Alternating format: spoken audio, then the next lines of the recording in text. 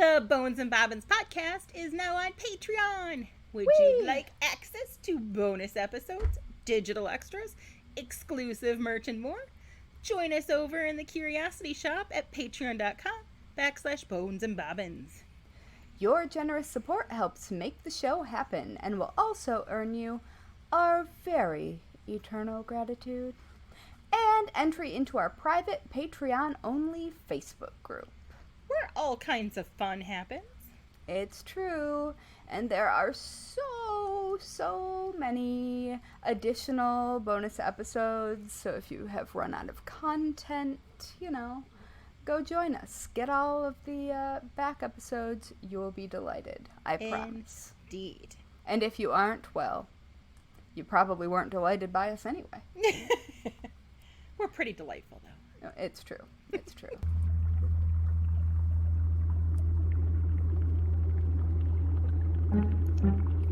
In a dusty old shop on a forgotten old street, you'll find two witches with books 3 boxes deep. Next to rusty old needles and faded red thread, you'll come in for yarn, but leave with pigments instead. Whether poisons or patterns, we're always discreet, where creepy and crafty and morbidity meet. Welcome to the Bones and Bobbins podcast. Hello, morbid makers! We are your slightly creepy, Mildly disconcerting, somewhat sinister, delightfully discomposed, opaquely odd, merrily morbid, marvelously misanthropic hosts. And this is Bones and Bobbins, Season 2, Episode 17, Whoa Mama! I'm Haley from Red Handled Scissors and the Very Serious Crafts podcast. And hi, I'm Natalie from Uber Dark Designs, an official true crime creative. And, there's one more person here. There is! It's true. Who are you? Hi, I'm Patty, Haley's mom. It's true. Those of you who have come over to join us, who listen to my other podcast, the Very Serious Crafts podcast, will have encountered my mom's annual visits to the podcasting realm before. Yes. But this is her first time on Bones and Bobbins, and she's not going to be here for recording Serious Crafts this time. So you get to talk about spooky things with my mom. And we all know that she is very delightful, so there we go. Indeed. So excited! Yeah! So how's it going, Natalie? It's going pretty good. Pretty good. It's been a roller coaster, as usual. I'm shocked. Yeah, shock and awe. We actually had, I guess I'm proud it's our very first, but we had a pretty serious COVID scare. My eldest came in contact with somebody who had it, and she was nannying for a family on vacation, and the dad, no, it was them. Yeah, the dad's an ICU nurse, and Monday when he went into work, he tested positive. Oh, so, no. And we had to drive an hour and a half to get tested, like, quickly. But long story short, we are fine. It did not, and we're vaccinated. Obviously, he's vaccinated too.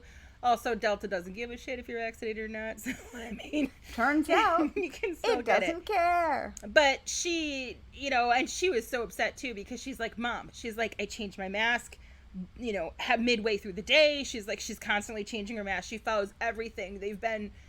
Both of my kids have been really good about following all the guidelines. So she was like, I did everything I was supposed to do. And I was like, well, you don't know that you have it. And you know what? She did everything she was supposed to do. And guess what? She doesn't have it. So there you go. That's great.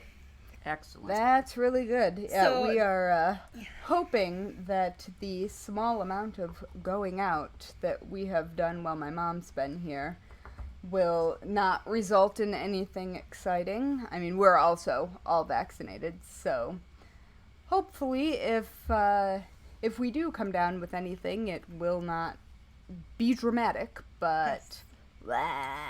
Yes, indeed. And then I spent the weekend getting bonding with the eldest over getting noses pierced. Yay! And And then I argued with people online. Actually, I did. There's no other way of putting it. I flat out fought with people online who think it's okay to, air quote, ethically sell medical skeletons, and there is no such thing. There is no such thing as ethically selling bones of any kind that were donated to medical or science facilities to private sector, let alone indigenous bones, because that just... Oh, boy. Oh. Yeah. That's a whole can of worms. I did not watch this. This is the TikTok guy, right? Right, and then there was another TikTok that I actually followed, and I was kind of side-eyeing them because I wasn't entirely certain how legit they were, and they're called Death Science, which, hello, those are two words when you put them together make me really happy. So I was like, they sound really cool. And then they were talking about, like, on their website, they talk about these classes and how they're all forensic and amazing and, you know, high quality done and this, that, and the other. And I was like, okay, they had a pre-sale in the classes for like $30. I'm like, that's super cheap. But then I noticed that they were supposed to open fully in spring, and they never did. Well, one of the videos when I was going through this guy, this kid that's selling these, he went to Parsons for design.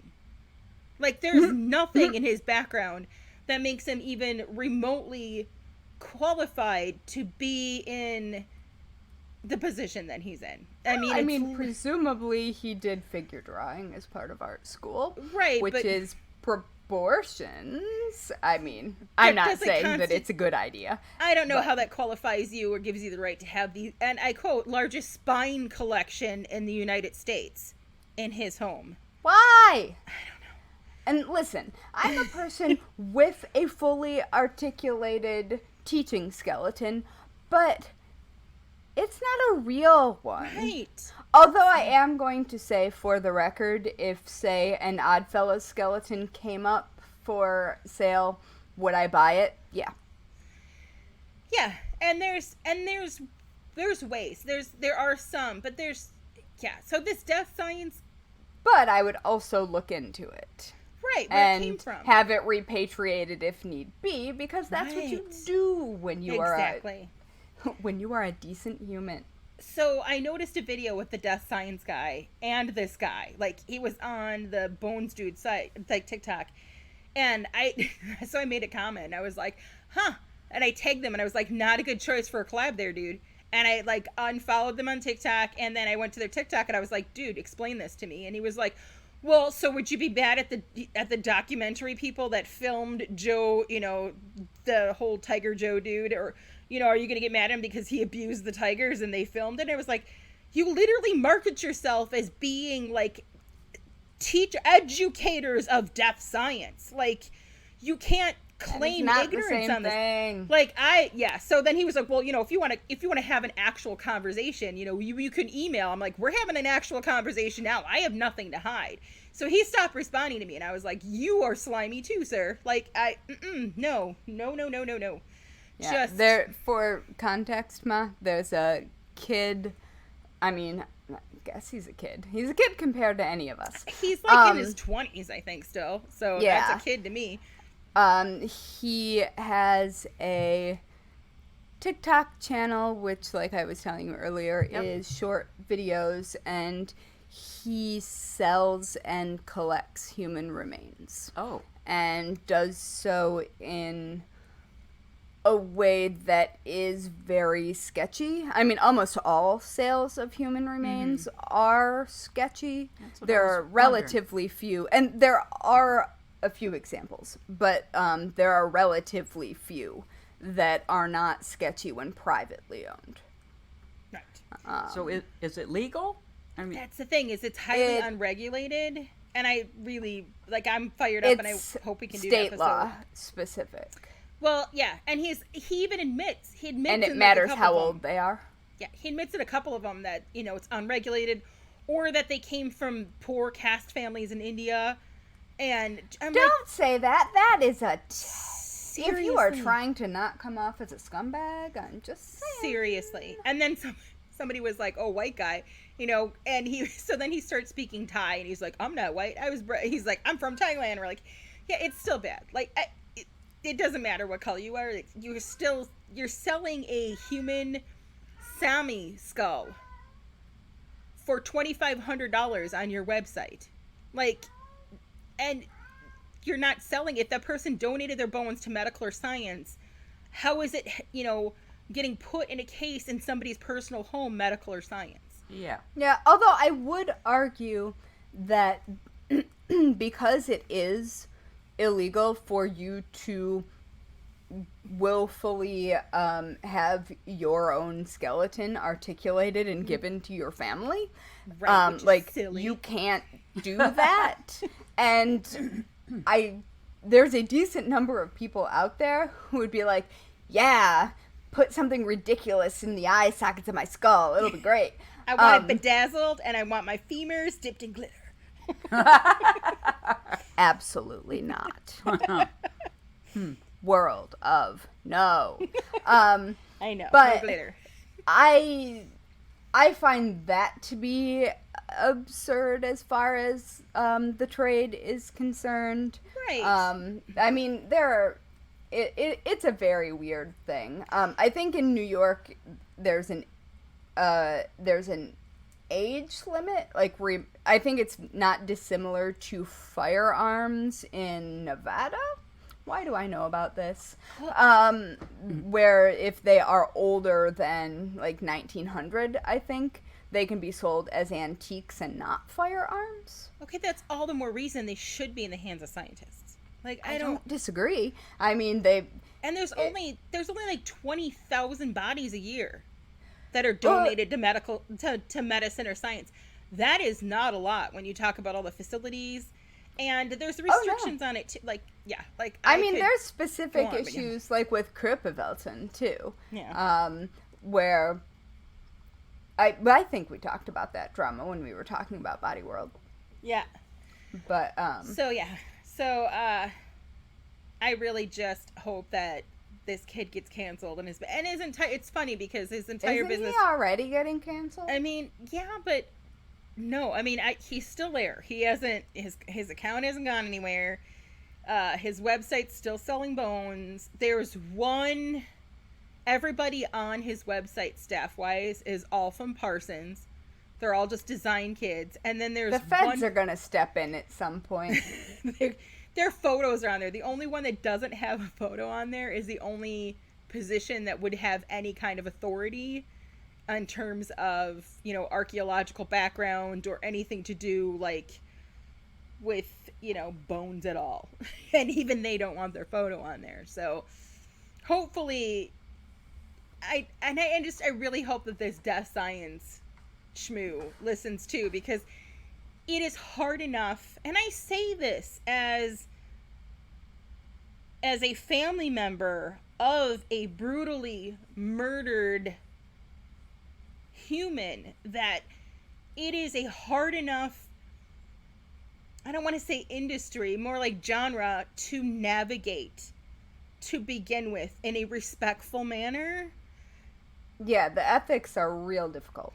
When you have people that are jumping on the true crime wave, so to speak, and doing so strictly for monetization and for clout, it's disgusting. Like, and it's hurtful. Like, I've had people that are like, that did stuff on my aunt, and I was like, that's not accurate. And they're like, well, if it's more accurate than anything you've put out. I was like, excuse me? They're like, if you really loved your aunt, then you'd have your own site out there on her, blah, blah, blah. And I was like, you can pick which one you suck, but you're gonna suck one of them, because I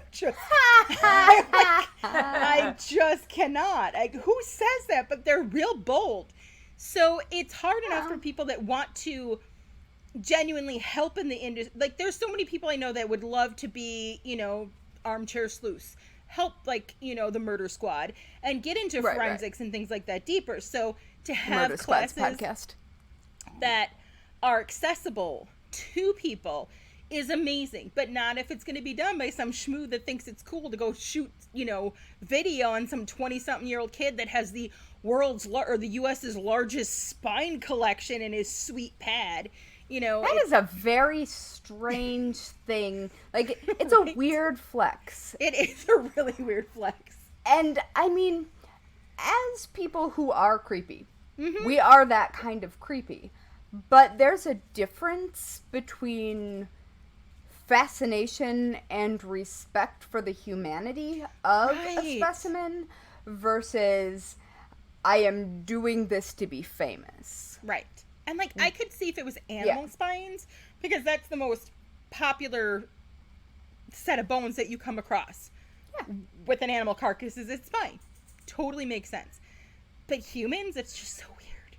Like, I mean, just spines. That's an interesting choice. The video is just, It's and there's a whole lot more involved in the sale and handling of human remains, especially human remains that are, quote, donated to science and how they're used. And sometimes it's just like a finger or, you know, it isn't always the entire body being used. And it's also not always, sometimes it's just cadavers that are being dissected by medical students, but they aren't necessarily being disarticulated. Right. And so there are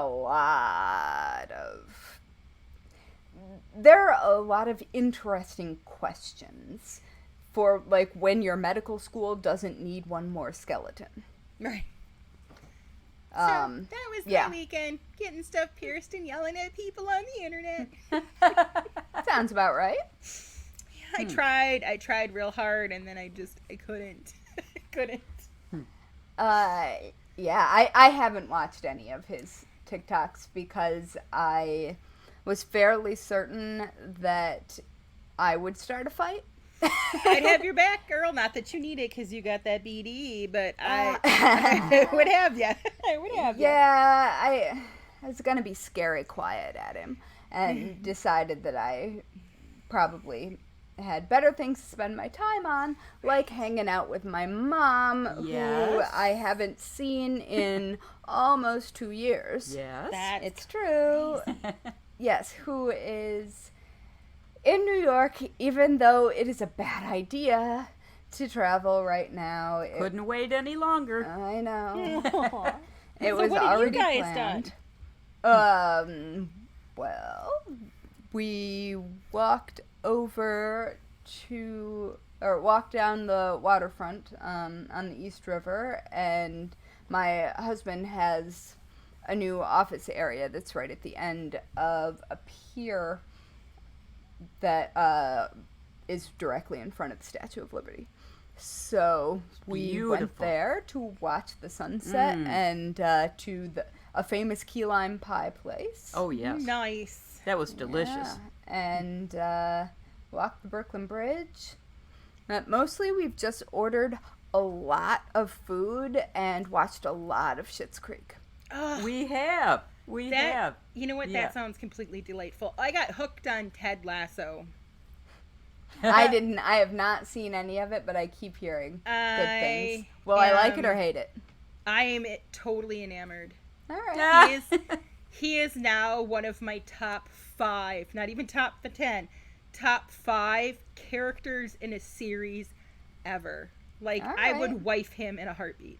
Sweet.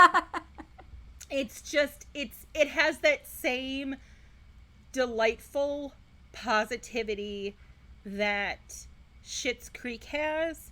Mm-hmm. And also the same ability to, one of the characters in there, Keely, looks like she's straight out of Essex.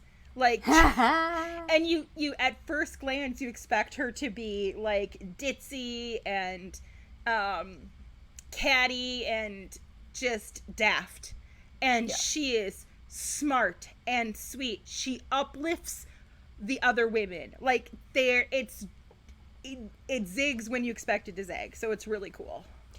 Essex is a snobby part of London. Oh. I don't know if that is the Essex that we're talking about. It's so one of my only guilty reality show that I've ever watched. Please! I know exactly what you're gonna say. Is Tell Me the Only Way is Essex. The only way. It's the only one I've ever watched. I've never watched any of the Real Housewives, but I'm a sucker for Towie, and yeah, so, but it is, and it's British. It's, you know, except for Ted, he's from America, but yeah, it's like a half an hour show. It's delightful. I recommend it. It's on Apple Plus. If you need my login, let me know. I'll hook you up. I got my parents hooked on it. And also, I got them hooked on the fact that the first 4 episodes of the last season of Grace and Frankie are on. So. Oh. Well, all right. So, yeah. Well, I think that you have been significantly more feisty than I have been this week. You've had your mama, though. Well, we've talked enough crap about life, the universe, and everything. You know, we got to catch up. Got to catch up with the local Midwestern gossip. Yes. That is, and family stuff. That is what I'm talking about. I was trying to be subtle, trying to be cool, Mother. I was trying. It didn't work. Speaking of family, now would probably be a good time to take a quick break to thank all of our fantastic Curiosity Shop members over on the Patreons. Yeah. We appreciate and love you beyond words. And if you join us, this is the part where we would give you a totally normal and not at all creepy welcome.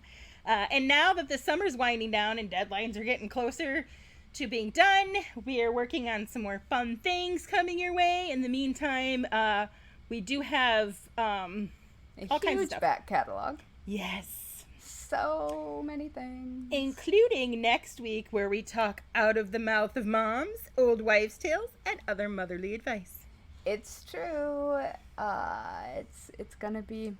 There are a lot of them that I had never heard of before and are deeply baffling to me. So that'll be an adventure. We're gonna go on an adventure with my mom. So yeah. Can you tell we have a theme? Yeah, it's my mom. Yes. Oh my goodness. So, where are we? Oh, I missed my cue, which, sorry Patreon folks, I am just dumb today. Yeah. So, to all of you who already support us, and to those of you who are going to run right off and hit that button right now, which, go ahead. Go do it now. Now. Do it. Yes. I'll send you a sticker. Ooh, it's true. I don't even have a sticker. Oh my goodness. I have a pile of stuff for you. How long did it take me to send you the frozen Charlotte? Don't answer that, 'cause it was a long time. Anyway, you Patreon supporters are the best. Yes. And we would totally go explore hidden old graveyards in the woods with you. And we're also going to talk about one, like the very one that I'm thinking of. When I wrote that, when we started the podcast, we're going to talk about that one. I'm going to talk about my childhood hidden one. Yeah, me too. That is, so I guess we're taking a stroll in that general direction. Yes, we are. Yes. Speaking of, you're going to have to pick out your bench because I'm not figuring out what kind of pink marble you want. Yeah, I will. Right, I've been looking into it. So good. Yeah. We'll get me all hooked up for the cemetery. Great. Yes, friends, we are discussing my mom's headstone. Yes. Because she likes to text me about it. Might as well plan ahead, right? That's true. Fine with me. Yep. On one of my visits home when I lived in California, my parents picked me up, and we were driving past the cemetery, and they're like, "See that over there?" I'm like, "Yeah." They're like, "Yeah, we got a locker in there. You can put us in there." I was like, we're getting cremated, and I was like, "Alrighty then." I wasn't prepared for that, but all right. So, I think I've been prepared always. I get a lot of texts from the cemetery from my mom. Yeah. I'm always at the cemetery. It's one of my favorite places. Hey, if you were wondering where I got this. Yeah. Yeah. My youngest daughter and I just went and did a whole tour of cemeteries around here. It's true. And I should give some context, and I'll post a photo of us. But my mom looks as friendly and delightful as I don't.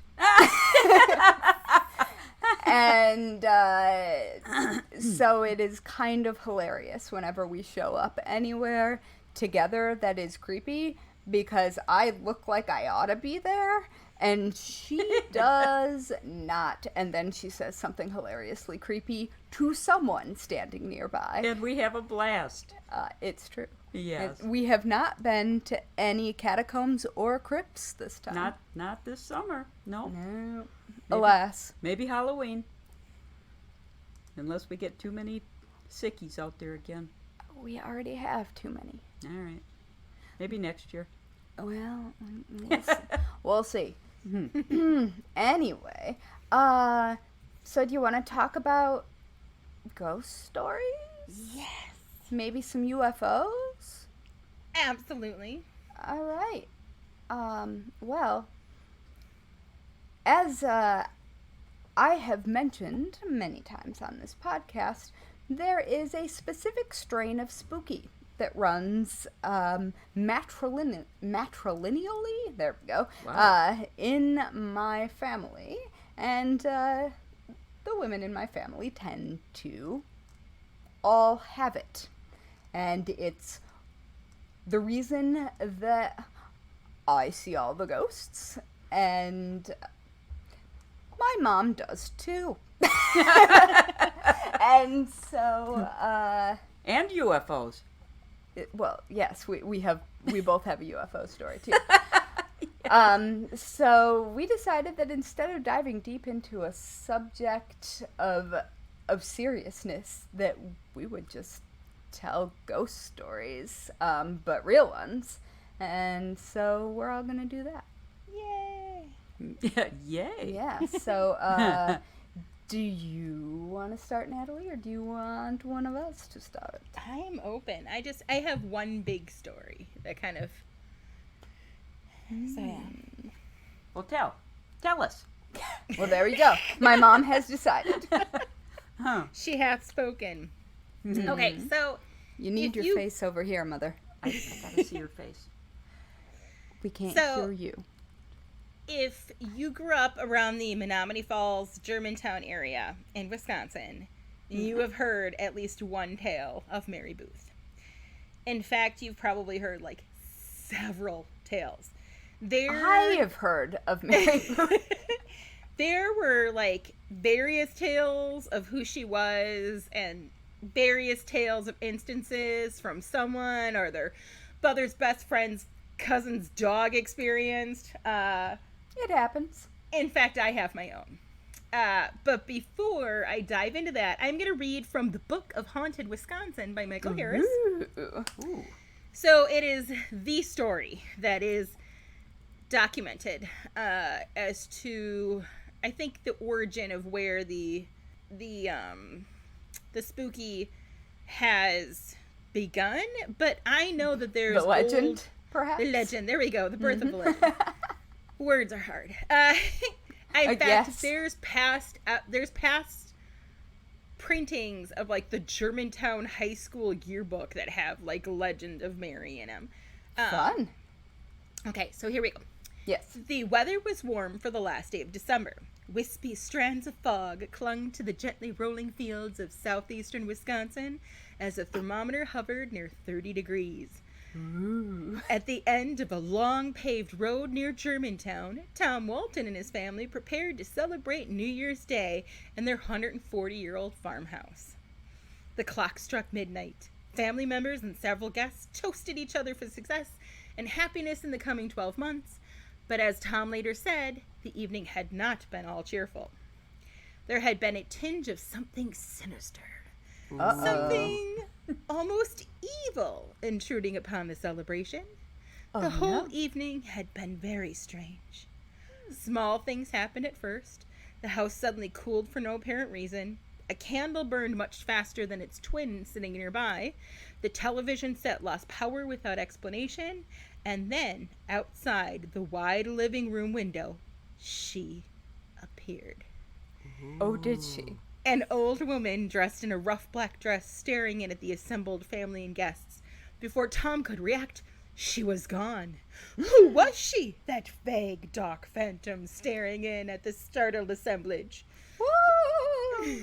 Tom had a hunch. A guess that led back in time to 1838. And that year, John and Mary Booth built the farm as one of Wisconsin's pioneer homesteads. The Booth cabin and land also were used as trading posts for early settlers and traders. Near the farm, Native Americans camped by a small stream. The decades have brought innumerable changes to the original log cabin, but a section of it forms a part of the present two-story frame house. Sturdy log ceiling beams now support a segment of the second floor. The place is still known as Mary Booth Farm. John and Mary Booth had 3 children. Herman, who died at the age of 70 in 1917, Carl, who died at the age of 74 in 1923, and Mary, the only daughter on the farm's namesake, who died at the age of 67 in 1926. None of the children married. An overgrown cemetery near the farm holds their remains. How does this explain eerie events of the Waltons' New Year's Eve gathering? Well, the Booth farm has a long history of being haunted. The ghosts of the younger Mary Booth and her mother were said to roam the farm by day and inhabit the house at night. Tom had heard neighbors tell stories about the farm.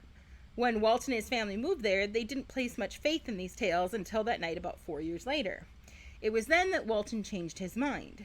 The fleeting apparition outside the window left him perplexed. The next morning, he discovered that a pepper plant near the window had wilted leaves on one side while the other half remained green and healthy.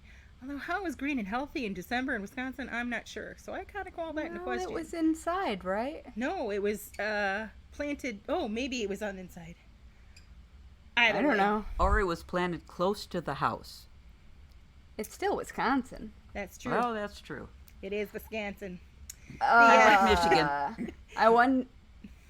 I don't know. I got nothing. The other small incidents that night added to the mystery. Over the next several years, until the family moved away, the Waltons were to have other baffling experiences. An overnight visitor told Tom that he had seen a young girl in the yard vanish into the early morning mist. The Booth farm is quite isolated from nearby houses, making it unlikely that she was a neighbor. Gonna want to get that taken care of. Right. One afternoon, Tom was alone in the house when violin music suddenly floated through the house. No radio was playing. The stereo was turned off. It's like the ghost choir. Right. Yeah, Walton later learned then that Herman Booth had played the violin as a hobby. On another occasion, when the kitchen was being remodeled, the Waltons' plumber said that he'd heard footsteps walking around upstairs, but the plumber was alone in the house at the time. What caused these phenomena? To find out, Tom asked author and expert in the supernatural, Mary Leader, to visit the home. After a session with a Ouija board, Leader said... Great idea. Yikes. Leader said at least 2 ghosts haunted the Booth farm. She identified them as the 2 Mary Booths, mother and daughter. The daughter was an evil ghost lurking outside the home and searching for her missing lover. According to the local lore... Of course she was. Gotta have one of those. Right. Mary had been left standing at the altar on her wedding day. The mother that was the inside ghost, protecting the house from her daughter. The psychic could not explain the violin music Tom had heard. Some neighbors scoff at the idea of the 2 women coming back to haunt the house. The younger Mary, according to a one longtime resident, just wasn't the type who would come around and haunt the farm. Sure, she was an old maid and probably a little eccentric, but she had a good heart. I hunted that woman down in some research, so I was pretty excited about that. Mary reportedly cared for mentally disabled people in the vicinity during an era when they were shunned by most of the society. Few contemporary accounts remain of the elder Mary. She was 93 at her death in 1899, outliving her husband by 46 years. After their parents' deaths, Mary and her brothers were hardworking farmers who cut wood with a handsaw and offered the use of their farm as a resting place for peddlers traveling to and from Milwaukee. Is it possible that one of these itinerant salesman proposed to Mary and then jilted her when new territory beckoned, it has been known to happen. So that is, like I said, from the book, and it's, again, a start of the major rumors behind the land and the woman. Now, I feel like a whole lot more being jilted at the altar happened in legend than... Right. I have been led to believe that is significantly more common than I think it might be. Yes. Or that just happened an awful lot back in, Victorian and before. It's almost like the Hallmark tale. You know what I mean? Like, every Hallmark movie has the same plot line. Yeah. Yes. It's like the original. Well, I mean, maybe it's because people weren't giving it up. And That's true. so That's true. There you go. might You have found gotta somebody else promise that to could- marry them to get their pants to drop. Well, I guess they aren't wearing pants. To get their They could skirts have up. Yeah, So- anyway. There are tales that she went crazy and murdered her entire family. There's definitely tales about... I feel like you would know if that were Right? Like, that would be... But, it's small true. town. Who asked us? Right? Yeah. There are definitely a lot of tales that her sorrow and ego stem from being jilted by a traveling salesman. And there's more that the family would take in Civil War soldiers, and that one was to marry her in the field across from the house, but never showed up. So she got mad and then took an axe to the soldiers that were still at the house. Which, brat. And then a nearby farmer shot her. I was like, right? Why is it that they always portray us women as being so We aren't irrational? generally the ones who start wars and shoot people. Exactly. I even saw some kid wrote a story about how he heard that she had a pet dog and that the dog wouldn't leave her grave after she died and it starved to death there. And I was like, whoa, we're bringing animals into this now? Like, I've heard that too. so There's a lot of pet dogs who won't leave graves. Also, a similarly high amount of dogs on graves as there are jilted lovers at altars. Seems to Again. be a popular story, doesn't it? Hallmark, I'm telling you. So, whatever the truth behind the why, there are definitely stories that line up to seeing them and stuff. I was hoping that I would find photos of the actual family graves, but I could not. I myself have seen them via trespassing as an asshole teen. Well done. Why not? Like many families with I farms. assume you were respectful to the graves. So I totally that's was. Fine. No, I just wanted to see them. I wasn't going to sit there and mess with them. I just wanted to, I had to see it. Because, people said things and I wanted to make sure it was true. Well, we do have some breaking and entering plans of our own for some time in the future. I'm not going to say anything further, in case we break and enter. Right. But that's how premeditated gets thrown around in a courtroom. yeah. But, so, again, this was huge farmland back then. And back then, families had their own little cemeteries on their land. And this is like that. So, it's fenced off, super overgrown. So you actually had to climb a fence to get in there. And it's surrounded by private land. Because they don't want those darn kids getting in there. Those damn kids. Smoking their marijuana there at night. Now, what I will say is that her family member graves, they were pretty much standard old graves. Sure. Mary's tombstone, and again, at least at the time, and I don't think any reconstruction work has happened on it. In fact, I know it hasn't. Was cracked and broken. The plot in front of the stone where she's buried is actually sunken down by at least a foot compared to the earth around it, which does seem really weird and creepy. You can't just make that happen. It is. It is just. When you look at it, it is undeniably a resting area that doesn't look properly at rest. Which is fair, although there are very good reasons why that happens to graves of that age. Right. Science. So while looking for photos, though, I came across a bunch of information that I had not known previously. Cool. And it was like archives of archives of archives. But I believe... You're speaking my language. Right? I believe it was actually the woman that's mentioned in the story. And it's also clear, it's really interesting because the eccentric parts of Mary mirror the two of us a little bit. Excellent. Perfect. So, way deep in the journal archives from reporter Mike Nicholas, the Journal Sentinel is a Milwaukee newspaper. I quote, "I think Mary Booth was a nice old lady," said 76-year-old Grace Garner, who says her mother-in-law, when she was about 16 years old, at the turn of the century, was a hired girl for Mary Booth. I don't know where they got that ghost stuff from or who started it. Most attribute it to the 1960s tale that I mentioned earlier. The cemetery was quit claimed to the Germantown Historical Society some time ago, according to Irene Blau, who was the society's president at the time of the article. But she says it's impossible to visit because it's surrounded by other private property. Again, unless you're an asshole teen.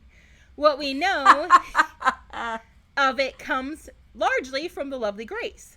According to the aforementioned piece together by her and West Bend Cemetery aficionado Beverly Hetzel, 13 people are known to be buried there, and many of them did indeed die in horribly tragic or premature ways. Of course it's 13 people. Right? I didn't even think about that. Yeah. But horribly tragic and premature is just, long speak for Victorian. I mean, it's not... I was going to say that, super uncommon for the times, but still a lot of tragedy for one family. The first man buried in the cemetery was Heinrich Booth, who settled the land in the late 1830s, along with his brother Johann, and a man whose name eventually had been shortened to Stephan. Heinrich, born in 1800, was killed by a falling tree in 1840, leaving behind a wife and 4 children. Death would visit again repeatedly. Johann was married to Marie, and in 1841, according to the tombstones, they lost both a son who was around 5 and a daughter who was around 3. My best guess would be that it was from the same sickness. Smallpox. Right. In 1845, one of Heinrich Booth's son, who was around 9, died, and the following year, the boy's sister, who was around 7, was also lost. Then, maybe tuberculosis then, since that is a communicable and also sometimes chills until later illness. Yeah. Oh, yeah. You can have that for quite a while. You're going to have a little bit of consumption with your Victorian death. As one does. A side of consumption. Then, in 1851, both a baby and an 11-year-old Stephan daughter died. Jeez. Right? Goner says Stephan had married Johann and Heinrich's sister and believes their older daughter was burned in a house fire. Oh. Which there is mention in a lot of these stories. There's some mention of smelling of fire. Okay. It is somewhat ironic, given all the tragedy and early death, that the Marys are getting blamed for all the unexplained occurrences that take place there. Again, it was a huge farm, like a huge chunk of land. So, right. I mean, a lot, and especially at that time, like a lot of crap went down. Elder Mary, according to her stone, was born in 1807 and lived to be more than 90 years old, which, I mean, that's pretty remarkable given the time period. It is. Of her 6 children, it was the youngest, Mary, born in 1850, who survived the furthest into the 20th century. She was, from what can be pieced together now, somewhat eccentric. She had swarms of cats, and neither she nor the older brothers, Herman and Carl, ever remarried. So Gerner says that the 2 men, even though they all lived in, like, all the brothers and the sister all lived in the same flipping house, the brothers did not talk to each other. So Mary was like their intermediary. Oh, boy. She was also a vegetarian who ate nuts for protein and used goat's milk for cheese. She was also quite kind. Gerner says her first husband used to recall that Mary gave him big molasses cookies with frosting on top. I happen to dig big molasses cookies with frosting on top. Also Yeah. goat's milk and nuts and cats. So I'm thinking, up to this point, we could chill with her. Yeah, sounds great. Gerner says she has some correspondence at one point with an elderly man in Illinois who was the grandson of Mary Booth's sister Wilhelmina. The letters which she kept described Mary as an, and this is where she loses at least me, and I'm fairly certain you too, was an ardent Seventh-day Adventist who used to take the interurban line into Milwaukee on the weekends to attend church. The men remember her staying in his mother's house in Milwaukee and said she thoroughly lived the kind of life the Adventists prescribed, which I know nothing about. Other than that... I mean, there are specific diet and... Oh, really? Yeah. If it ain't Catholic, I don't know it. I mean, it's not dissimilar to Catholic. It's just a little different direction. Okay. Different day. Gotcha. Other than that, little reliable recollection of her life has survived. In 1923, after her last brother died, Mary Booth went to live at the house in Milwaukee full-time. She passed away there 3 years later. She was buried alongside her brothers Carl and Herman in Germantown after living a long and seemingly ordinary life after apparently dying an unremarkable death. Yeah. Now, Seventh-day Adventists are vegetarians. Oh. Just for the record. I did not know that. Huh.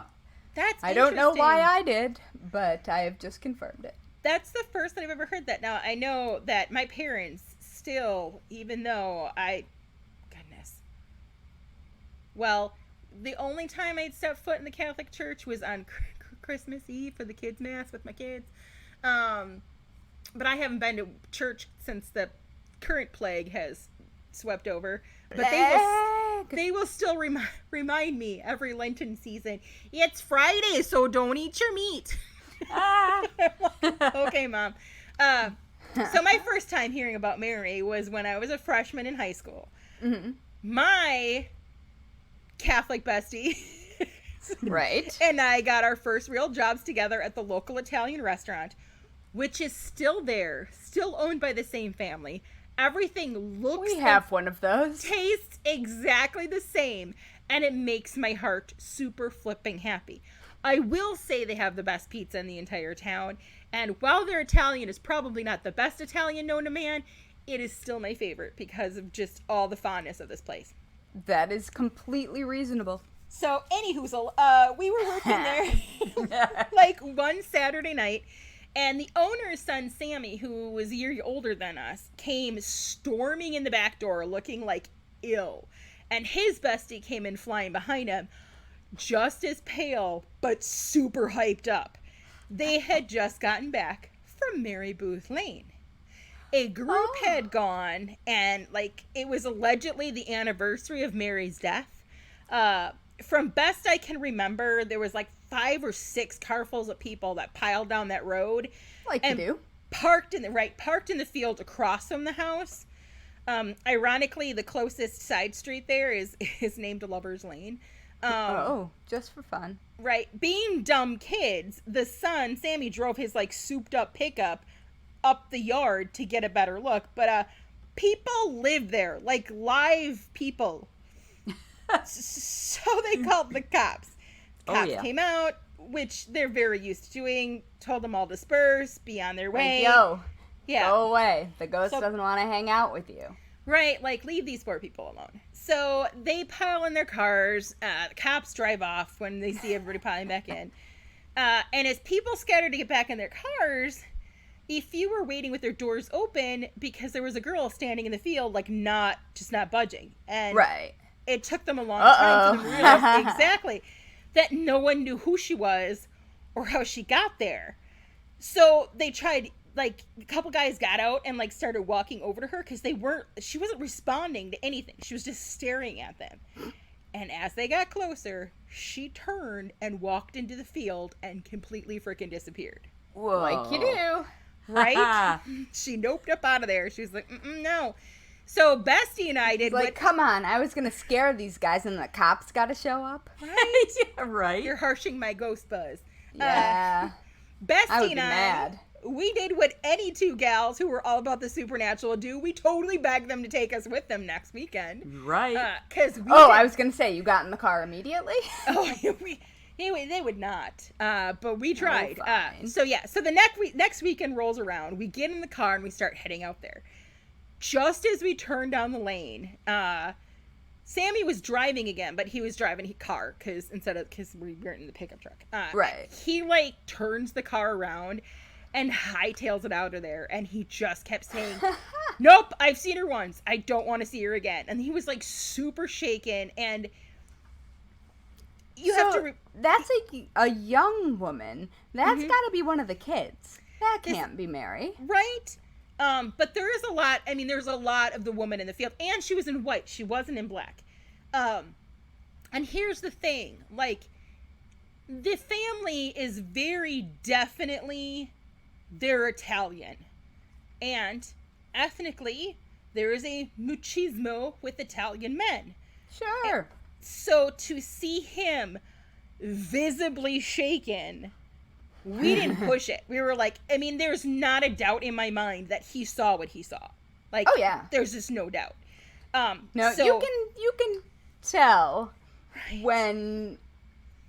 when people are exaggerating, right. and when shit just got real. Exactly. So we would have to wait until we got our own driver's license, which really sucked. So a woman in white walking up and down the road is one of the most popular stories, which I can see them tying it into her looking for a lost lover. I mean, I get that. I mean, but maybe, just maybe, she really likes her cardio. I mean, maybe walking's her quiet time. Maybe that's her thing. But the next one is that if you leave your doors unlocked when you return, and get out and snoop around, when you come back to your vehicle, they will be locked. Well, better take your keys. Right. I do know at least one person that got locked out of their vehicle, and this was them, and they couldn't even make it through the fence to hop the fence to look at the graveyards, and ended up slicing up their leg and their pants trying to do it. Ow! Because they didn't take gymnastics. So they couldn't lift their leg over their mom's head? Yeah. There are also a lot of stories about cars stalling out when they shouldn't have. Well, that makes sense. Batteries going dead. Right. Sucking the energy. Yeah. When we went, we brought a camera with us because of course. I mean, we were prepared. This was not our first, we were not your average, teenage. We were sophomore chicks on a Saturday night going ghost hunting. Let's face it. I recall many a day at my Catholic bestie's house doing just that. So here's the thing. We brought the camera with us. We weren't there that long. We did hop the fence, checked out the cemetery, and then when we were headed back to the car, another car came, so we were shoot, we gotta go. So we didn't see anything, but we did try to randomly take pictures because sometimes, you can catch something if you don't see it. Yeah. The camera would not work. Would not work. Huh. But it absolutely worked when we got back to her house because we were past curfew and we were trying to find the hide-a-key and it was dark out. So I'm let's use the flash from the camera, which worked then. So I'm just saying. The hide-a-key. You couldn't find the rock. We couldn't find the rock. So, while I didn't get to see Mary Booth, I did get to see another ghost. One that I saw, repeatedly almost my entire childhood, yet never got confirmed until I was older. Mm. I cannot tell you how many times I would hear my name whispered in my doorway, only to look up out of a dead sleep and see a woman in a white nightgown. Wow. My first response was always, Mom? And sometimes it was her, but not all the time. And sometimes I got the joy of having an awkward staring contest with an unknown woman in my bedroom door in the middle of the night. There were other odd things that happen around our house. We had we had a shower in our upstairs bathroom that like never worked. It does now, but growing up it never worked. And anytime we'd be missing something, it would be in that damn, like, because it was used for storage. we would find it in there. We would do our annual trip to Wisconsin Dells. I had a cubby hole in my room, which I don't know if that's like a Midwestern thing. Basically, it's like a chunk of attic out of my, like, attached to my room, but there's like a tiny little door to it. Oh yeah. Like at Graham's. Yeah. So, but I would have all of my stuffed animals lined up, like blocking that friggin' door. And Well, one summer we went to the Dells. We came back. I get upstairs with my stuff, and the door is wide open, and all of my stuffed animals are lined up, orderly fashion, in front of it, but far enough in front of it so the door could have been open. So world of no. Right. Like, listen, So- attic ghost. Right. No. So it wasn't until I was home visiting during my freshman year of college, and the topic came up that my dad was randomly like, oh yeah, I've totally seen our ghost. Now, my dad is where I get all of my science geekery from. Yeah. All about proof, facts, figures. The man could memorize. I cannot tell you, he purchased nothing without referencing the Consumer Reports magazine. Like, my entire life, like, just very facts, figures, very analytical guy. My dad and my stepdad. Yes. He then proceeds to tell me that they woke up in the middle of the night once with her standing in their doorway, and she turned and started going up the stairs by me. Yep. And my dad completely froze. And Yeah. my mom got up and went after her like the little badass she is. Well, and according to my messing with mom, her kid. she turned, looked at my mother and said, I am not here to hurt anyone, but do not follow me. Whoa. So my mom, Ah! right? My mom stopped and let her go. She said she believed her, and my mom is where I get my witchy from. Her gut is always right. The phone would ring, my mom would tell me who it was and why they were calling. Like, she was like, she wasn't gonna hurt anybody, but she said I wasn't supposed to follow her, and so I didn't follow her. And I was like, okay, well, so I too would not follow the ghost lady who said no thank you. yeah, I would have. Mother. I would have. So I still get real nervous. I still We get haven't nervous. followed the hallway ghost. No, she's too young. So those are my childhood ghosts in very abbreviated form, but I do love the ability to have taken a little trip down memory lane with Mary Booth, and I wonder if Yeah, that's a cool story. I'm thinking the next time the girls and I are near my parents, I may take them down there. Oh yeah. I may do it during the day. I don't know if they could handle it at night. And they already see a therapist though, so I'm covering my back on childhood trauma. But just Yeah. I kind of imagine that if you took them during the day, you could just knock on one of the adjoining property doors and say, hey, would it be okay if we Right. went back and looked at these? We don't want to do anything. We Right, just want to see these historic graves. So I did find the house on Zillow. Uh-oh. Yeah. It is amazing. It is amazing. It is a very, like, I would live there. All right, so you've bookmarked it. Yeah, but it's like $628,000. Oh, the old farmhouse you're talking Where about. Yeah. is it that it would sell for that much? There's Well, no it's got a lot of way. land. It's got a lot of land on it. That's So? and a barn and everything. So, but it's been And a barn. modernized too. It's not. They've done some modernization. I'll send you the link. All right. I'm just saying that is a lot of money for and they painted where it I'm red. imagining it is. The image that I'll put up in our social media is an older one.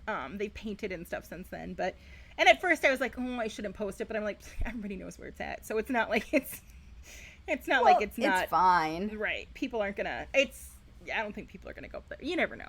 But Well, if they do, it's for sale, right? no, it's not. Oh, okay, so that's No. the value. That's the But value it's- of it based on But what you can find so- it. Yeah. If you've got Google Maps, you can find it. Oh yeah, that's how I started because I was Yeah. like I remembered where it was because I couldn't find the exact address anywhere, but I remembered where it was. And they don't even on Google Maps, like you have to zoom way in to even see Lover's Lane. Yeah. You'll love it because it's off of Freistadt Road because it's Oh. Germantown, so there's German everywhere. But That is a really strange. Was it part of the Underground Railroad? I don't know. That's the thing is that entire area there was Freistadt mention is Free of City. if there was mention of civil war soldiers. So All you right. never Well, know. I mean that makes sense. I mean it means Free City. Right. So fascinating. Yeah. Huh. Wow. Potential field trip someday. We have so many field trips that we're gonna go on. That's fine. We've got gonna be lots of amazing. years. Well, I don't know if you saw, but the friend of mine who does the ghost history tours here asked to go along with us to the Michigan Death Museum. That's who that is. Yeah, Marie. Hi, Marie. I don't know if you listen, but if you do, hi. I don't know you, but hello and yes, come with us. Oh, yes, she's delightful, and her cats are delightful. See, She's our people. you had me at cats, but is it a swarm of cats? I also. I don't think she said anything about a swarm. There's a lot of toes on one of Oh, them. she's Yeah. got the Hemingway ones. Yeah. Nice. Yeah, my I pixel also- cat was one of those. I also genuinely enjoy that this woman who is probably the only historian left with actual information, Like first-hand knowledge. right, was a 76-year-old woman named Grace who referred to her as an old lady. Oh, I just remember Grandma Joyce, my mom's mom, talking about how she was gonna go do the hair of the old ladies when she was already, to my mind, an old lady. And I was like, huh? She was probably only in her 50s. Yeah, I know. She was younger than you. Yeah. Yeah. I'm 50 years old. Oh, when she used to go to the nursing home and do When the she- old lady's hair, yeah. Yeah. My grandma used to go set the previous generation of women's hair when they were Permanents and old. pin curls. Yeah. Ooh, perms and pin curls. And she used to bring me, and I used to find it just devastatingly boring. I can imagine. Not to mention stinky. Perms stink. Yeah, they do. Well, but she would also go to people's houses. Yep. And Oh, that's so, weird. and there would be ghosts in the houses, and so I'd sit on the floor and look around at all of the weird antiques and the people peeking around the corners. They were probably just as interested in you as you were of them. Yeah, well, they must not have been too interesting because I was bored. They were probably bored too if it was out to Beulah's. Yup. Yeah. Well, Beulah. Yeah. Oh, that's such a good name.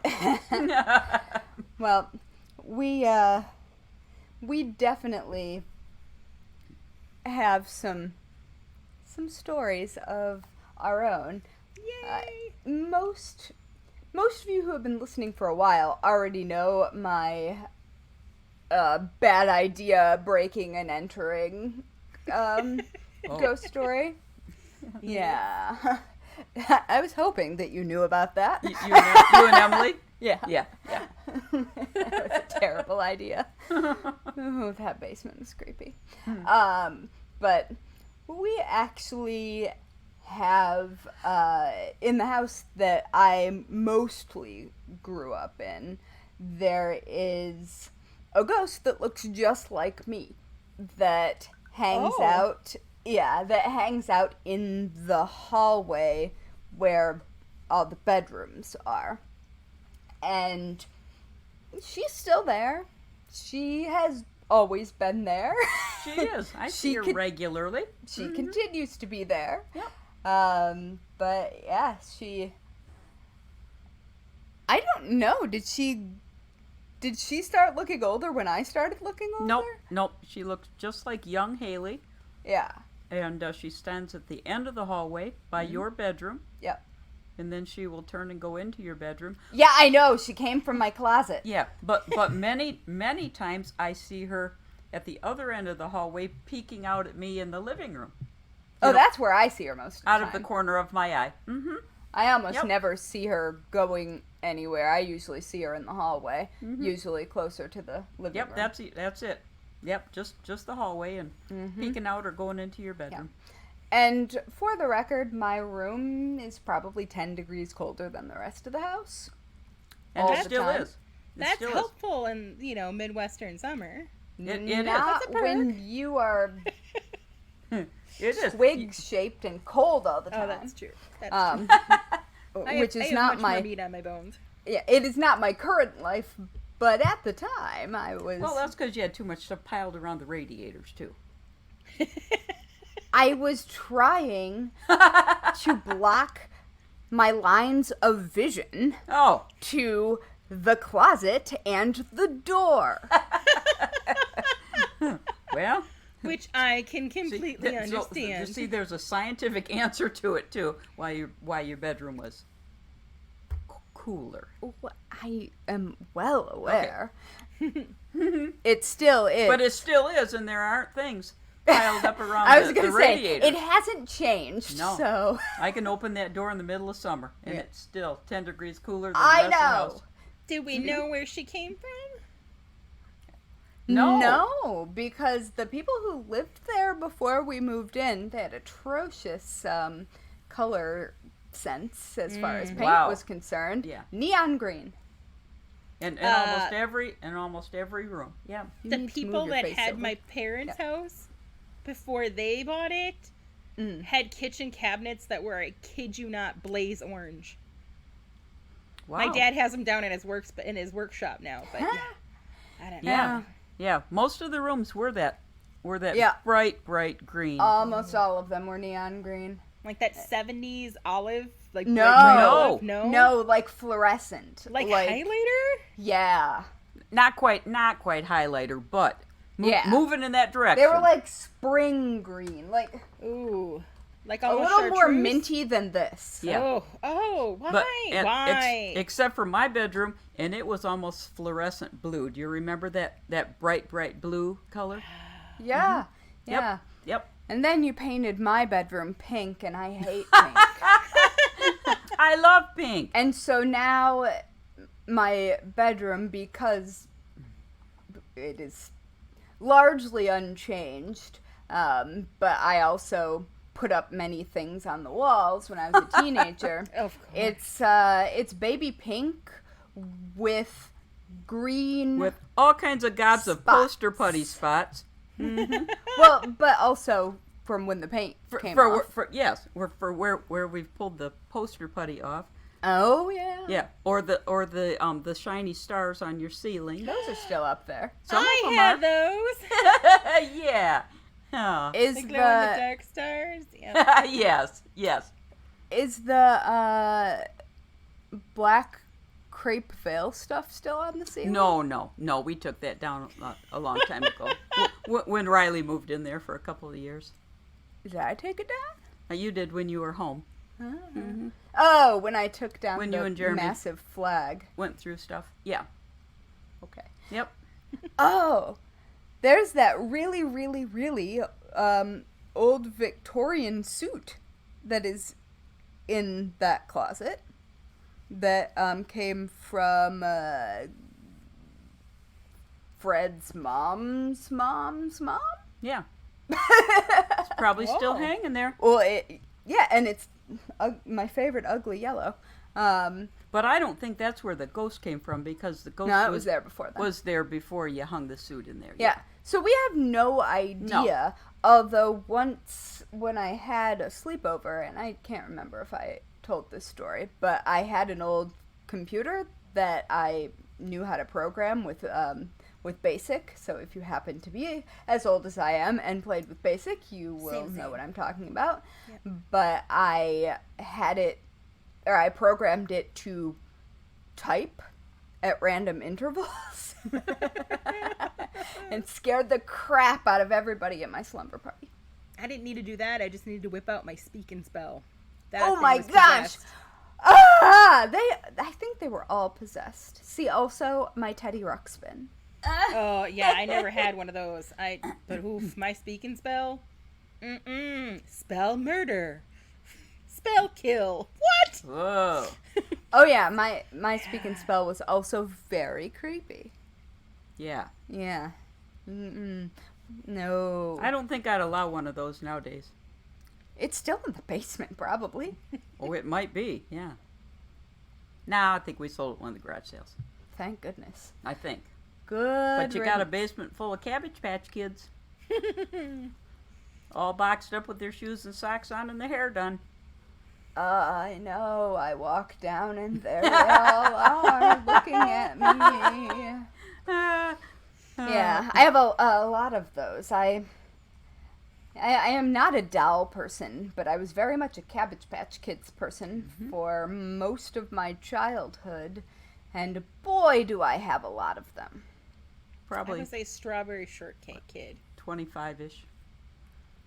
Yeah, maybe. yeah, about 25 or so Cabbage Patch Kids. Which is a lot, considering It is a how lot. much they cost. I'm saving them for you. I'm probably worth a ton now. I don't think they're worth anything at the moment, because it's not. They haven't reached that point in the cycle yet. Well, they're all cleaned up and dressed to go. I know. All in their blankies with their names on them. Mm-hmm. Ask my mother what she did when I went to college. Uh-oh. Oh, I did. That was when I did all of the Cabbage Patch Kids. Every day I did one. I got their original clothes out, got them all washed. I put them over 32-ounce plastic cups to let them dry. And then the ones that had yarn hair, I take the hair out and I trim the ends off of every single ends, every end of the yarn, and put it back in original hairdo. Yes, I did that with probably 20 or 25 Cabbage Patch Kids. Yes, and then I got them all dressed again, wrapped them all in their blankies, made sure everyone had underpants and socks on, and they're all packed up and ready to go. And it took me months to do this. That's amazing. It was. Yep, that was when she went off to college. Good thing the flood in the basement didn't get them. Oh, they're all up high. Yes. I know. Yes. I encounter them every time I go downstairs. My grandma collected dolls, and we're talking the old creepy dolls. The dolls that they... Yeah, Sweetie the pie. sweetie pie that I'm getting because Grandma thinks it's funny. You are getting sweetie pie. The dolls that keep showing up on that TikTok, I keep... This at night is with- one of those dolls. It's a sweetie pie doll. I'll send you a photo. It's a bad idea. Oh, she's great. She's haunted. Very haunted. Oh, a I lot used of the to kids don't like her. Yeah, because she's haunted.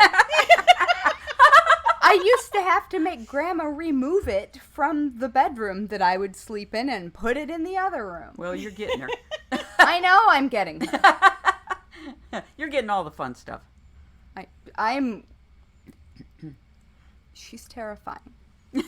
When you have the bench made, have like a little car seat put into it so it can just strap the doll there. She can hang out. Really? Oh, no. Yeah. Stop giving my mom ideas. That's a great idea. I'm not having to bring sweetie pie for regular visitation. That is not happening. Oh, she's an original, classic, She is antique. terrifying. Oh. She is so terrifying that there is absolutely nothing I will be able to do about her arrival. I will just have to allow her to be here. Yep. Because I'm afraid of her. And I'm not getting rid of her because I'm not making You her don't mad. dare get, you don't dare get rid of her. No, she has her own rocking chair. Yep. Oh my. And it's an antique, too. I am well aware. Yep. And So we will add "Don't mess with Sweetie Pie" to our list of rules. Add that. Put that on the list. yeah, we have a list of rules. Do's and don'ts. Yes. yeah. But yeah. So anyway, that is one of. I guess we have now covered 2 of the ghosts in our lives. Yeah, I don't know what's in Sweetie Pie. Something. Evil. No. Now, she's harmless. Have you slept in the same room with her? Famous last said words. Probably. Right. She's also suspiciously heavy. Oh. Well, she's a pretty big doll. She's a big doll, but she's... With porcelain head and Porcelain arms isn't heavy. and legs and, well, maybe her fluff is. She's terrifying. She has hair. But, like, hair. Oh, it's not real hair. I think it is. I don't think so. Ugh. Anyway, she's We can terrifying. have the DNA tested. Yeah. I can pull out a microscope and tell No, you. it's not real hair. Well, It's just little curls all over her head. I'm well aware. Anyway, Sweetie Pie is terrifying, and coming to a home hopefully not near me anytime in the near future. Let's everyone just take a moment and pray for my grandparents. That they'll live a longer The longer they go, the longer I get to live in abode without Sweetie Pie. Her eyes close and open. Nope. No, ma'am. Glass eyes. No, ma'am. Anyway, yeah. So those are 2 of the things that haunt us. You want to hear about some UFOs? Absolutely. I have not had any UFO encounters, so I'm super excited about this one. Well, I had one and called my mom immediately after. Like you do. Yep. But she had one in the 70s, right? Yeah. Yes. So tell us Okay. about your bad idea UFO encounter. So I was probably, I don't know, between 18 and 20. Yes. I would say. When the drinking age was 18. There may or may not have been beer involved. There was. Yeah. I'd come home, yes. Yeah, left the Long Branch in Allegan. Oh gosh, you were there. Pretty sure of it, because that's what we did. That would be a local dive bar. Well, I guess it wasn't terribly divey at the No, time. we had a blast there. Yeah, and it was probably on a Thursday night because we always went on Thursday night and cashed our paychecks. Being on second shift, we got paid on Thursday night. So we'd cash our paychecks at because the Long Branch. cashing your paycheck at the bar is a great idea. It was It's super Midwest. It is super Midwest. You know about that, don't you? Oh, sure. That and the Yes. Beer Depot. Yeah, there you go. There you go. We didn't live in a state that had that. So we were always sorry You can buy beer at the grocery the store. next day when we spent so much money, at the Long Branch. But Well, yeah. But anyway, so I drove home from Allegan to Bloomingdale, which was about 20 miles, I would say. Which, trust me, back then we had no business driving after the Long Branch, but we all did. because 70s. Yes. Pulled in the driveway, which was a long driveway at home. Not real long, but it was a long driveway. As I'm pulling up the driveway and getting close to the garage, I happened to, well, first I was really happy that I was home and in the driveway. Yeah. And I happened to look up over the garage and I just see this little circle thing, hovering up there, or, a little disc or something. And I'm going, wow, how many beers did I have? And Was this a Grandma and Papa's? yes, yeah. When I still lived at home, yes. And I'm going, holy smokes, that looks like a flying saucer.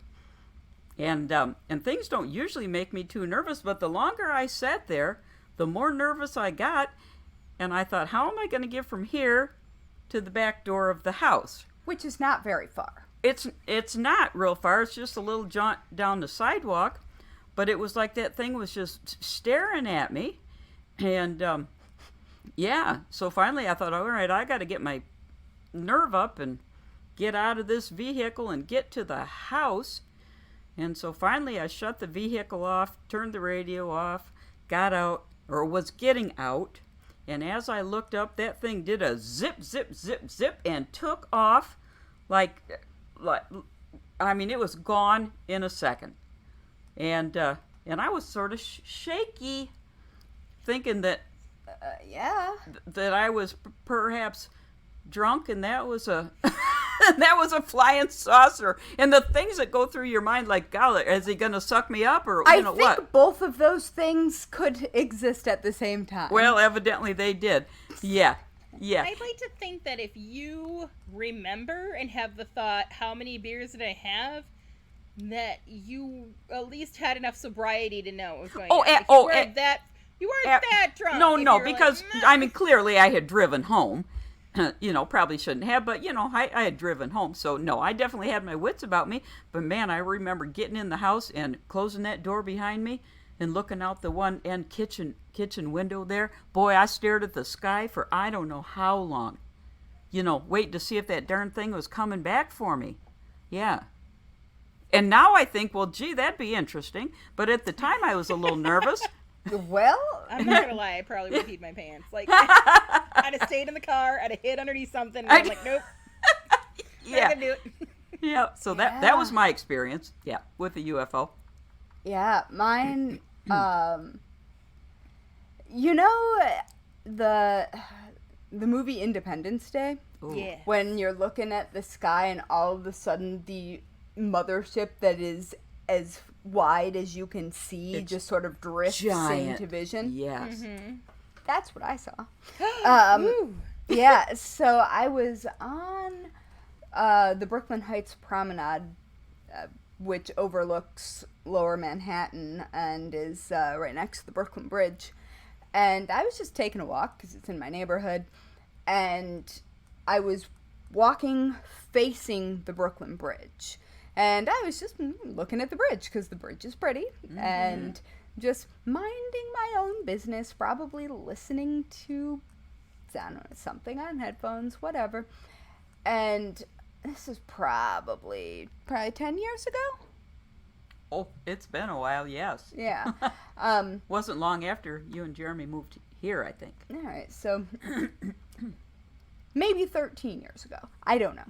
But I just happened to be looking up at the space between the two sides of the Brooklyn Bridge. And all of a sudden, this white thing with gray dividers, so it just looked like a spaceship, a really big spaceship that had like section dividers in it, just like leaned in, like tipped into vision and then tipped out of vision. And I was watching it. I never took my eyes off of it. And it was there for longer than it should have been. And then it was like it went, stuck its nose in, and I was like, nah. Wow. Or it was like all of a sudden there was a thin spot in like dimensions or whatever, and you could just see it, and then that thin spot drifted away. It was a lot. And so I can't even imagine. And so I'm looking around because, I mean, it's Brooklyn and there are lots of people around, and only a couple of other people were also stopped looking up, mouths open. And like we made eye contact, but none of us said a word and just went on about going. Your business. And then I, of course, immediately called my mother to tell her that I had seen a UFO. And it was just so big that it was either going to be the end of the world or it wasn't. Those were the only two options. Like, it wasn't like, am I going to be abducted by this thing? It was, is it going to blow up the earth? Wow. Or is it not going to do that? Now, Like, they were just taking a peek, like you said. Like, and yeah. if it's coming to invade, I might welcome it now. Oh, boy. We got enough going on where I'd be Yeah, like, I would have "That's welcomed right." it more, well, previous to November. But, True. but yeah, it was just, and it was dark, and it was bright, and it was just so big. Yeah, mine was Like, bright, too. Just so huge, and it was close. Like, I could see details on it. So weird. And yeah, it was massive. It was just like all of the sudden the gigantic mothership shows up and is as far as you can see. Oh, I in wish I'd have both seen that. directions. I would have been the person that looked at everybody else and been like, "Did you not fucking see that?" Yeah. I would have been the one like broke But- the silence. Most people weren't looking there, and the people who were, like, it didn't feel like we could talk about it because we didn't know if the end of the world was about to happen. Like, Ooh. we were all like, nope. I called my mother and hightailed it home. And, like, I think all of us were just like, oh, well, this is how it ends. Wow. Noted. Did Wow. not have that on the bingo card. No, it was so weird. And so now every time that I'm on the promenade, I cannot help myself. I have to stare at that space, and I've never seen anything again. But, like, what in the world was that? And there's nothing there to reflect. Like, Yeah. there's nothing. It was clear. There wasn't cloud cover, so it wasn't like a police spotlight reflecting off of clouds or something like But that. even so, there's nothing that big. No. No, I mean, it just was. the size of it alone rules out. Yeah, it was most explanations. as wide as the Brooklyn Bridge. Wow. And And it just dipped in and out. yeah, it was just like, whoop. They were like, nope. I mean, fair enough. Like the moon shining through some wispy clouds, and then you can't see it at it was all. very much like that, only gigantic. Wow. That's no moon. No, and it was a very specific shape. It was like an unusual shape, Huh. and it was not symmetrical. Okay. So, like, the top of it was a little more dramatic, like, you know, 90s cars where there was, like, the dramatic swoop? curves Yeah. on the, it, like, the top looked like that, and the bottom was significantly less dramatic. It looked kind of like a boat. Oh, okay. Like the side of a boat. And so I suppose... Maybe it was an alien cruise that took a There wrong you- turn and oh, recorrected. yeah. I mean, That's or, a good thought. Mal from Firefly was coming, and you know what? Ooh. That would be I was just gonna say, fine I would have by welcomed me. Captain Hot Pants. in a second. It's like, oh, yes, well, that's fine. That, yes, by all means, dock in my orbit. Ah, yes. Oh, yeah. I don't think you know who this is. Now, I don't know, but that could be a metaphor. Yes, I was making that joke. Okay. Hold on. Just checking on you. All right, hold on. I'm going to show you. Okay, who he's this is. going to show me a picture. Oh, he's cute. Right? Uh-huh. Oh, yeah. Yeah. Oh, See? Exactly. he's adorable. Well, now, what's he from? It is a space western called Firefly. Nice. Although Yeah, he's we'll been watch other that things. next time you're here. All right, cool. Yeah. Oh boy. Anyway, so that is my UFO story, and I think we've already covered most of the ghosts that live in my building and such, at least on Patreon Yes. episodes. They're So, based- How yeah. are the doors? Have the doors behaved? No. Oh, no. No, they keep just being open. It's fine. But I forgot the cemetery. The thing that I was going to talk about. The old cemetery. Yeah. So my mom grew up in a super small town, like very, very, very small. 500 people. Yes. I think we have 700. Actually, technically, no. We are in a tiny dot of an unincorporated town. We're not even in the town that's part of our address. So technically, we are unincorporated. Bloomingdale is just a village, too. Yeah. Bigger town that we're part of is 726 people, I believe. Wow. Something like that. I know small towns. Yeah. Yeah. Yep. And so this particular small town, the cemetery that my mom texts me from is the new cemetery. And mind you, I'm usually there taking care of the flowers. I don't just go, to hang out. You We spent wouldn't judge all even if you summer hanging out. I at the cemetery. love to go to the cemetery. I know. Yes. My girls eat lunch at it. Yeah. Them and their friends go picnic at the big. Well, well, yeah. they go small as lunch at the did beginning. most everyone before Yeah. public parks existed. That Yep. is why Every cemeteries time- look how they do. We drive past cemeteries. My youngest daughter goes, "Hey, dead people, hope you feel better." I'm always talking to them. And I'm always hoping to see someone, but Yeah. I've not. I have a baby deer friend and a bunny Ow, friend. you're on my toe. Oh, sorry.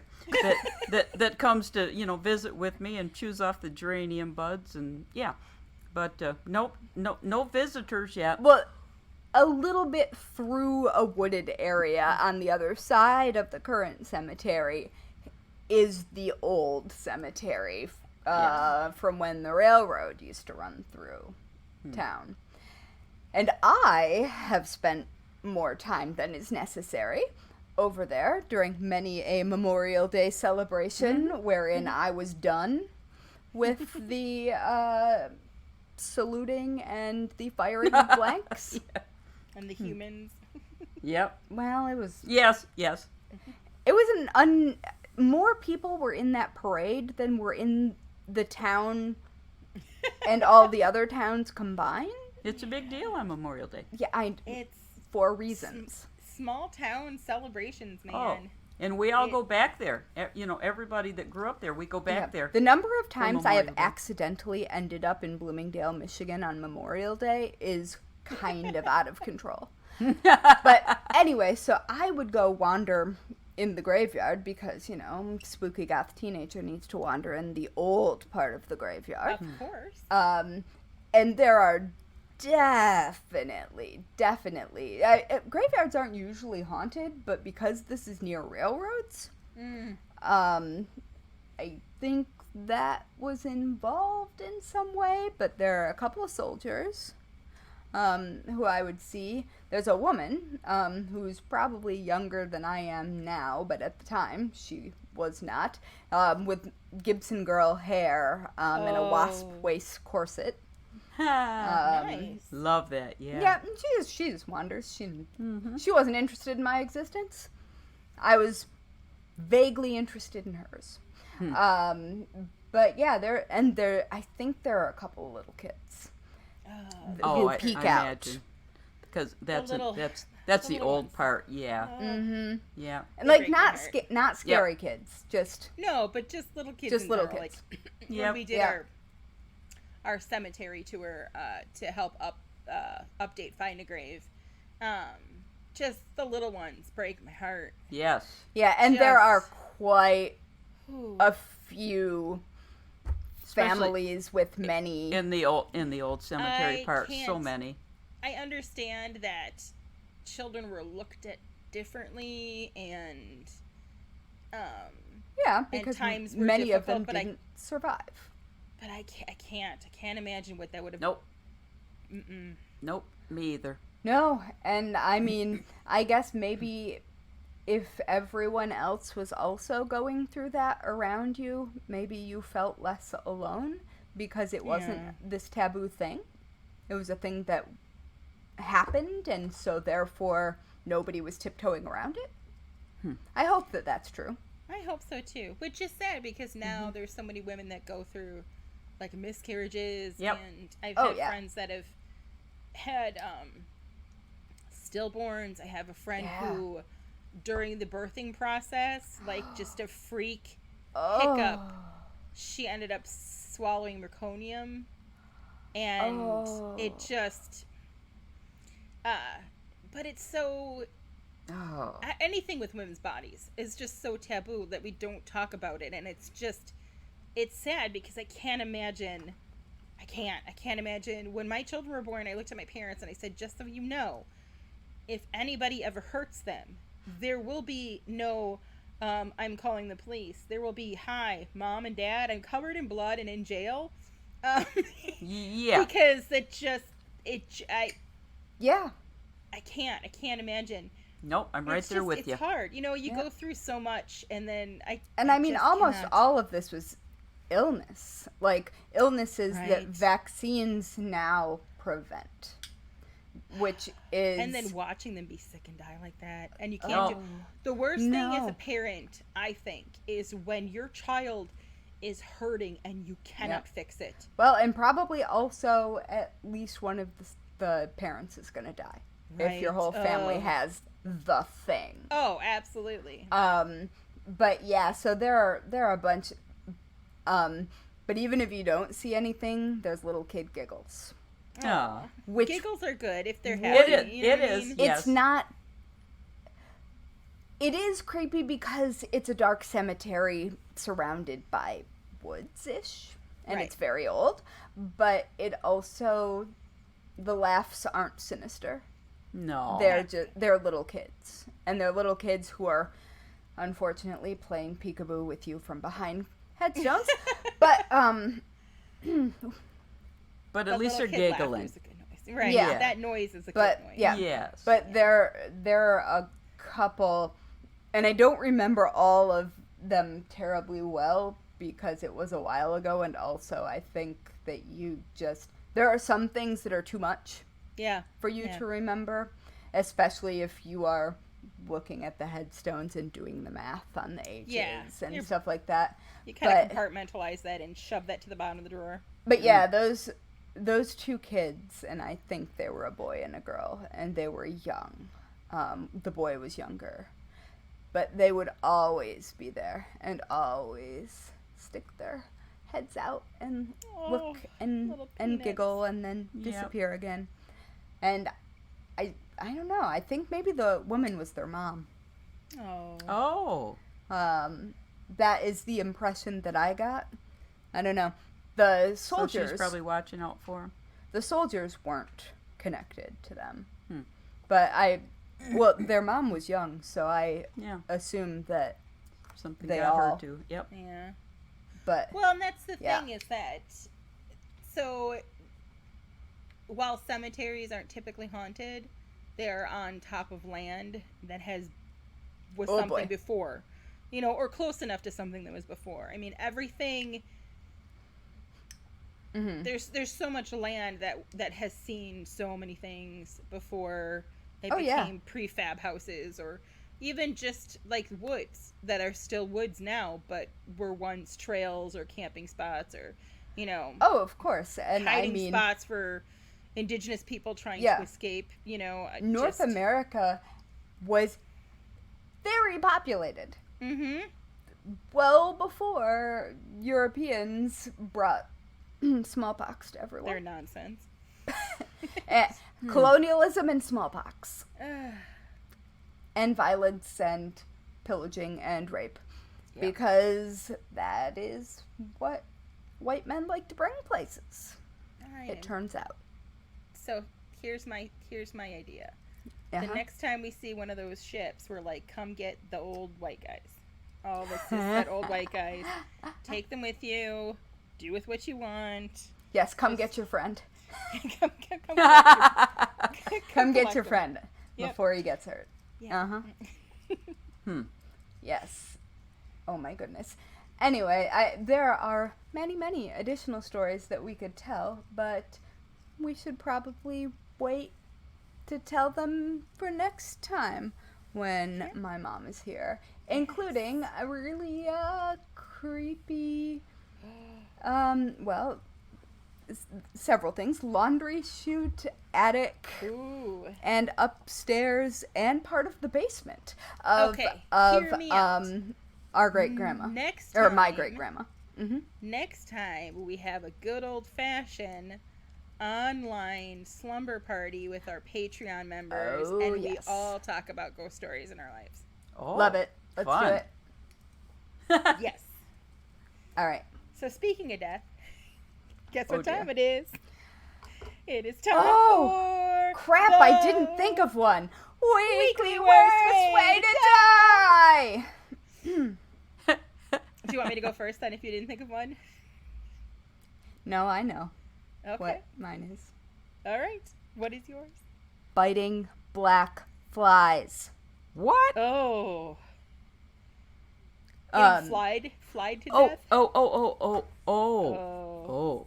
Yes. Like the no-see-its and The things that bit me last night that I yelled about for the rest of the the evening. things that bit me in the cemetery earlier this summer. Yeah. Okay. Yeah. I pitched a good fit last night. She did. Rightfully so. Rightfully so. Mm-hmm. Anyway, what's yours? So, me being me, Mhm. before we went and got our noses pierced, I looked Uh-oh. up a couple videos to make sure that I knew the aftercare procedures and how it was Uh-oh. all going to go, and I wanted to explain to my eldest about how it was going to happen, his sensory Yeah. issues. And then I came upon all of the horror stories of like wounds that have gone septic. Oh. You Which would really never. shouldn't search for septic. Right. N- Like, no. I didn't... Look, it found me. All right, fine. Especially So- just before you're going. Right. Yeah. And again, I've got enough sense about me and medical background and everything to know when things are starting to go awry. Yes. So that it would not. But, yeah. So, nose piercing gone septic is my way to die this week. My weekly worst way to die. Because septic's not fun. No. Ew. I don't think any of my piercings ever got infected, but I had a tattoo that got infected Ooh. because one of my ex-boyfriends wouldn't stop touching it. Oh. See? Into the UFO with him. I had to get that stupid tattoo redone 3 times. Oh,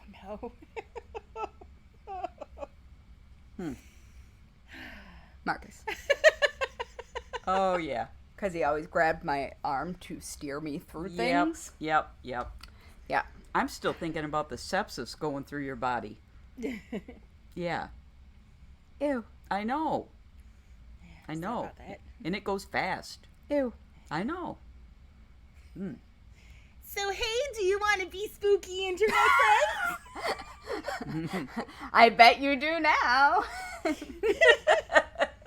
You can find us at Bones and Bobbins on Instagram, Facebook, Twitter, Pinterest, TikToks, and just the old-fashioned bonesandbobbins.com. It's true, although, do we have any TikToks on our We TikTok? don't yet, but we will someday. Well, that's because they're in-house teenagers. Yes, they are. Thanks. Not in my house. But no. Anyway.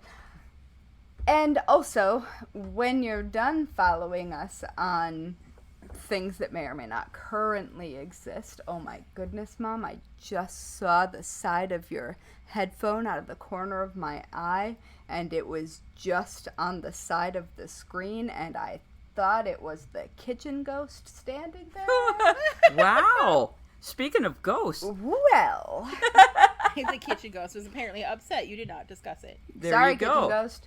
I think we've already talked about the kitchen ghost, though. We have. Anyway, so now that you've heard that, I'm sure you really, really want to be friends with us. Yes. So if that is true, don't forget to rate and review this podcast.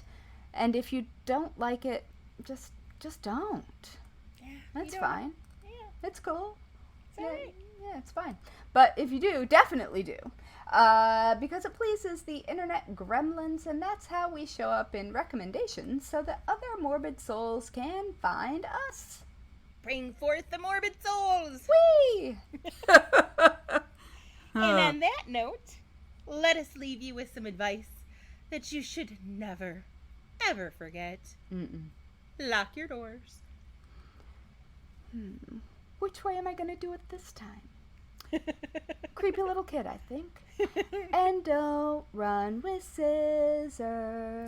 Ew. And clean your piercings per recommended saline solution twice a day. There you go. Yes, that too. And wash your hands before you touch it. Yes. Wash your hands anyway, because COVID. Each episode of the Bones and Bobbins podcast is written and researched by Haley Pierson-Cox and Natalie Hoyce. Our music was composed by Loyalty Freak Music. You can find us on Instagram, Twitter, and Facebook at Bones and Bobbins. Subscribe now on Apple Podcasts, follow us on Spotify, or check us out wherever you listen to your favorite podcasts so you won't miss a minute of our strange and creepy content.